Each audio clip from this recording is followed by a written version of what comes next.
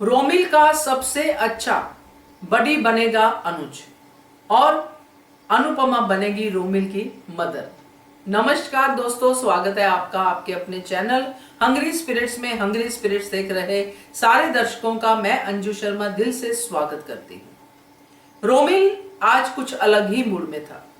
पूरा घर दुखी था। पूरे घर में कमरे में हर कमरे में अलग अलग चर्चा चल रही थी पाकी से रिलेटेड। हाँ, बरखा का शॉट नहीं दिखाया मगर वहां पे भी यही चल रहा होगा। यहां रोमिल के कमरे में क्या चल रहा है, वो गिटार बजा रहा है और बहुत मस्त होके बजा रहा है। और ये गिटार की आवाज ने अनुज और अनुपमा को भी सुकून दिया। इतने दुखी माहौल में सुकून मिला और वो वहां पे पहुंच गए। और वहां पे जो भी डायलॉग शेयर हुआ वो हम सब ने देखा, मगर उस पर चर्चा करते हैं क्योंकि अच्छा सीन था। और पहले वही गुजारिश, जिन्होंने अभी तक चैनल को सब्सक्राइब नहीं किया है कृपया कर लीजिए। साथ में दोस्तों बेल आइकन दबाइएगा ताकि आपको हमारे वीडियोस के नोटिफिकेशन मिलते रहें। तो रोमिल अच्छा म्यूजिशियन है, ये दिख गया। और जो संगीत से रिलेटेड होता है, जिसको संगीत अच्छा लगता है, संगीत उसको सुकून देता है, उसके अंदर का दिल कितना अच्छा होगा।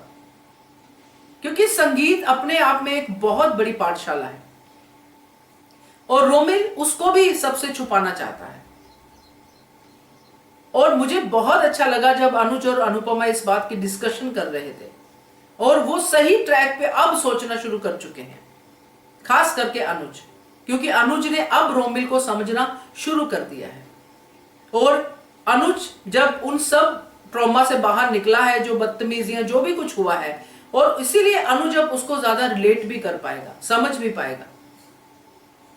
अब रोमिल जिस तरह से उनके सामने आया, उसने ये भी डिनाई कर दिया कि मुझे कुछ नहीं चाहिए, ये तो मैं ऐसे टाइम पास के लिए बजा रहा हूं। मगर वो टाइम पास के लिए जो बजा रहा था, इतना अच्छा बजा रहा था कि अनुज उसमें से समझ गया कि ये टाइम पास के लिए नहीं बजा रहा है, यही इसका सुकून है, यही इसका दोस्त है, जो कि संगीत है। तो अच्छा लगा जान के।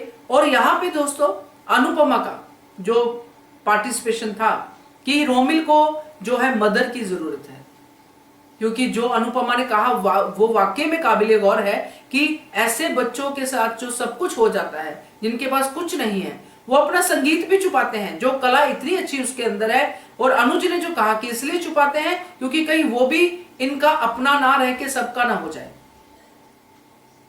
तो वो सबसे शेयरिंग करते ही नहीं है, अपने शेल में ही रहते हैं।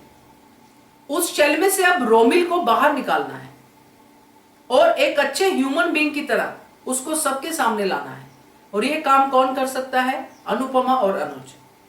आज ये देख के जब वो घूम रहे थे अपने कॉरिडोर में, तो मुझे लगा कि ये जैसे एक बहुत बड़ी संस्था है जिसमें अलग अलग कमरों में अलग अलग पेशेंट्स रखे हुए हैं और दो डॉक्टर्स घूम रहे हैं। इस कमरे में ये प्रॉब्लम है, उस कमरे में इसको ऐसे हैंडल करना। मुझे ऐसी सी फीलिंग आई। खैर, वो फीलिंग तो एक अलग सी फीलिंग है। बट यहां पे जो मैं बात कर रही हूं कि रोमिल, अब रोमिल के लिए अनुज और अनुपमा पूरी तरह से गार्जियन बनेंगे। एक मां के रूप में अनुपमा रोमिल का ध्यान रखेगी, उसकी हर जो बदतमीजी है या जो भी वो करेगा, क्योंकि अब वो भी कम बदतमीजी करेगा, इतना अंदाजा हम लगा सकते हैं। और उसमें से भी वो समझने की कोशिश करेगी कि इस बच्चे को प्यार चाहिए, और प्यार तो अनुपमा के पास बेशुमार है।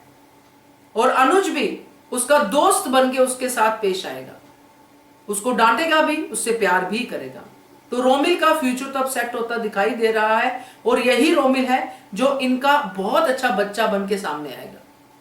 क्योंकि एक टाइम जो अंकुश की वीडियो भी मेरी पेंडिंग है, मुझे बनानी है, आप लोगों से शेयर करनी है, बहुत कुछ दिमाग में पक रहा है, उसको लेके भी वो शेयर करूंगी। मगर एक दिन ऐसा भी होगा कि रोमिल अपने ही पिता के खिलाफ खड़ा हो सकता है और अनुज और अनुपमा के साथ खड़ा हो सकता है।